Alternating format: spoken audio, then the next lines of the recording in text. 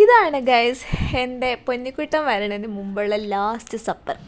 ചപ്പാത്തിയും piece കറിയായിരുന്നു.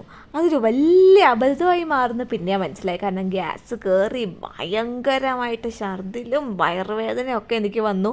Delivery പെയിനാണെന്നൊരു സംശയം വന്നു ഇവിടെ ആൾക്കാർക്ക്. പിന്നെ എനിക്ക് ഈ വേദന പരിചയമുള്ള കാരണം ഞാൻ പറഞ്ഞു ഇതല്ല മറ്റേതാണ് എന്ന്. ഇനി ഏത് നിമിഷവും പ്രസവം ഉണ്ടാകുമെന്നും പറഞ്ഞ് അമ്മ മുടിയൊക്കെ പിന്നിത്തരുന്നതാണ് നിങ്ങളീ കാണുന്നത്. അത് കഴിഞ്ഞ് ഞാൻ ചപ്പാത്തിയും പീസ് കറിയും കഴിച്ചു. അപ്പോൾ പെയിൻ ഇൻഡ്യൂസ് ചെയ്യാനുള്ള മരുന്നൊക്കെ ഇട്ടിട്ടുണ്ടായിരുന്നു എനിക്ക്. ആ ബലൂൺ അതിൻ്റെ ഇടയിൽ ഊരിപ്പോയി. അപ്പോൾ അവർ പറഞ്ഞു ബലൂൺ ഇൻസേർട്ട് ചെയ്ത് ശരിയാവാഞ്ഞിട്ടാന്ന്. അങ്ങനെ ഇനിയും ഒരു പി വിയും കൂടി വേണം. ആ പി വി കഴിഞ്ഞ് നമുക്ക് പറയാൻ പറ്റുള്ളൂ 8:30 ഡോക്ടർ വന്നിട്ട്, അതായത് മോർണിംഗ് 8:30 ഡോക്ടർ വന്നിട്ട് എപ്പോൾ ഡെലിവറി ഉണ്ടാവും എന്ന് പറയാൻ പറ്റുള്ളൂ എന്നൊക്കെ പറഞ്ഞ്. അതുകൊണ്ട് ഇഷ്ടംപോലെ സമയമുണ്ടല്ലോ എന്നൊക്കെ വിചാരിച്ച് ഞാൻ ആസ്വദിച്ചിരുന്ന ചപ്പാത്തിയും പീസ് കറിയും കഴിക്കുന്നതാണ് നിങ്ങളീ കാണുന്നത്. പക്ഷേ എനിക്കും ആ സമയത്ത് അറിയില്ലായിരുന്നു, എൻ്റെ കൂടെ ഉള്ള ആർക്കും അറിയില്ലായിരുന്നു പൊന്നിക്കുട്ടൻ വരാൻ ഓൾ സെറ്റായിട്ടിരിക്കുകയായിരുന്നു എന്ന്. അങ്ങനെ എന്തിപ്പോൾ പറയാൻ, അടുത്ത പി വി ചെയ്യാൻ പോകുന്നു എന്നുള്ള ടെൻഷനിൽ ഞാൻ ഇരുന്ന് പോകുന്ന കാഴ്ചയാണ് നിങ്ങളീ കാണുന്നത്.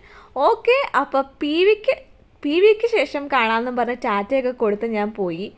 നിമിഷങ്ങൾക്കകം ഇതാ പൊന്നിക്കുട്ടൻ പുറത്തു വന്നു. അങ്ങനെ പൊന്നിക്കുട്ടനെയും കൊണ്ട് ആ പി വി ചെയ്യാൻ പോയ ഞാൻ കൊച്ചിനെയും കൊണ്ട് തിരിച്ച് റൂമിലേക്ക് വരുന്നതാണ് നിങ്ങൾ കാണുന്നത്.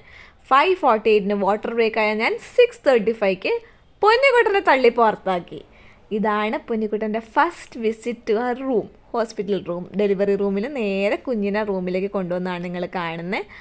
അപ്പോൾ അത്രേ ഉള്ളൂ. എല്ലാവർക്കും ഇതേപോലെ പെട്ടെന്നൊരു ഡെലിവറി ഉണ്ടാവട്ടെ എന്ന് നേരുന്നു. ബിക്കോസ് അത്ര എളുപ്പമുള്ള പരിപാടി അല്ലെങ്കിലും എത്രയും കുറവ് നേരം പെയിൻ സഹിക്കാമോ അത്രയും ആശ്വാസം നമുക്ക് കിട്ടും. എനിക്കെന്തോ ആ ഒരു കാര്യത്തിൽ നല്ല ഭാഗ്യമുണ്ടായിരുന്നു. കണ്ണടച്ച് തുടക്കുമ്പോഴത്തേക്കും ടക്കേന്ന് പറഞ്ഞ് പൊന്നിക്കുട്ടൻ എന്നെ ബുദ്ധിമുട്ടിക്കാതെ പുറത്ത് വന്നു. അപ്പോൾ അത്രേ ഉള്ളൂ.